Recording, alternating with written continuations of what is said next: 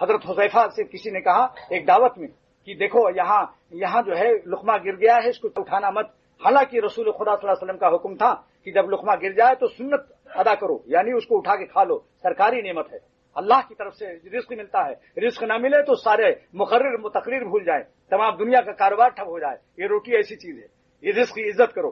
لہذا انہوں نے کہا کہ میں ان بیوقوفوں کی خاطر سے ایسا نہیں کر سکتا، اپنے نبی کی سنت آتر کو سنتا حبیبی، کیا میں اپنے پیارے نبی صلی اللہ علیہ وسلم کی سنت کو چھوڑ دوں لہؤلاء الحمقاء، ان بیوقوفوں کی خاطر سے؟ آپ نے لقمہ اٹھایا اور صاف کر کے کھا لیا، زمین پر گرا ہوا لقمہ۔ یہ ہے عاشق رسول یا نہیں؟ صحابہ کے عشق سے دیکھو سبق لو۔ اچھا، اس کے بعد ابو ذر غفاری رضی اللہ تعالیٰ عنہ۔ ابو ذر غفاری کون صحابی ہیں؟ یہ کون صحابی ہیں؟ علامہ امام فخر الدین رازی فرماتے ہیں کہ ایک دن حضور صلی اللہ علیہ وسلم کے پاس جبرائیل علیہ السلام تشریف فرما ہیں۔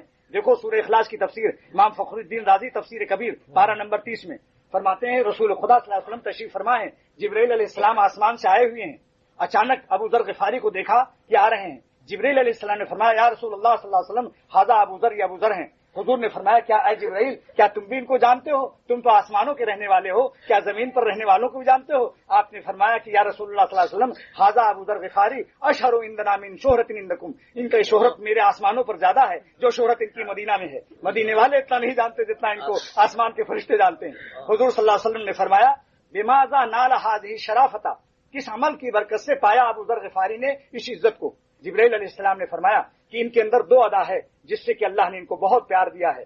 نمبر ایک، لصغرہ فی نفسہ، اپنے اندر اپنے کو حقیر سمجھتے ہیں، سب سے گنے چھوٹا سمجھتے ہیں، معلوم ہوا کہ اپنے کو کچھ نہ سمجھنا اللہ کے نزدیک بہت بڑا عمل ہے۔ اور نمبر دو، کان یقرؤ، اور یہ پڑھا کرتے ہیں بکثرت تلاوت سورۃ الاخلاص، سورۃ اخلاص کی کثرت تلاوت کی برکت سے ان کو اللہ نے درجہ دیا۔ دو عمل دیکھو بھائی، دو عمل سمجھ لو کہ آسمانوں پر تذکرے ہو رہے ہیں ان کے۔ یہ ابو ذر غفاری، ان سے رسول خدا صلی اللہ علیہ وسلم نے فرمایا کہ اے ابو ذر، تم مدینہ چھوڑ دو، تم انسانوں میں رہنے کے لیے تمہارے اندر برداشت نہیں ہے، تم پر خدا کا عشق اتنا غالب ہو چکا ہے کہ تم اب دنیا کے کام کے نہیں رہے، تم جاؤ بکریاں لے کر پہاڑوں میں رہو، اور جب تمہارا انتقال کا وقت آئے گا تو گھبرانا مت، تمہاری جنازے کے لیے اللہ غیب سے لوگوں کو بھیجے گا اور صحابہ ہوں گے وہ، تم اطمینان رکھو، جاؤ۔ مدینے سے آپ نکل گئے، جنگل میں رہنے لگے، جب بیمار ہوئے، پتا چل گیا کہ اب میں نہیں بچوں گا، تو اپنی بیوی سے کہا کہ مجھے رسول خدا صلی اللہ علیہ وسلم نے بشارت دی تھی کہ اے ابو ذر تو جنگل میں مرے گا،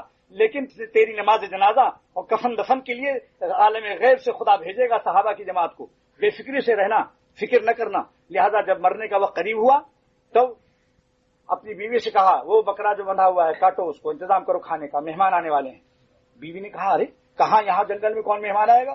فرمایا نہیں، تم بس کرو، رسول خدا صلی اللہ علیہ وسلم نے کی بشارت پر میں ایمان لاتا ہوں، اللہ کا نبی سچا ہے، وہ ان کی بات غلط نہیں ہو سکتی۔ لہذا بکرا کٹوا دیا، کھانا پکوا دیا، اتنے میں روح نکل گئی، اور فرمایا کہ جب میری روح نکل جائے تو تم یہاں دروازے کے سامنے کھڑی ہو جانا، اگر کچھ گھوڑوں کی آواز اور گھوڑوں کے گرد و غبار سننا تو بس ان کو روک لینا، کہنا تمہارے بھائی کا انتقال ہو گیا۔ عراق سے صحابہ کی جماعت جس میں عبداللہ ابن مسعود رضی اللہ عنہ بھی تھے، بڑے بڑے صحابہ آ رہے تھے، 10-12 آدمی گھوڑے کی ٹاپ سن کر کھڑی ہو گئیں، کہا اے لوگوں ٹھہر جاؤ، تمہارے بھائی ابو ذر غفاری کا انتقال ہوا ہے۔ لہذا وہ لوگ آئے اور انہوں نے غسل دیا، کفن دیا، نماز جنازہ ادا کی اور کھانا کھایا۔ تو اس سے اندازہ کرو کہ ان حضرات کو حضور صلی اللہ علیہ وسلم پر کتنا اعتماد، کتنا یقین، کتنا ایمان تھا۔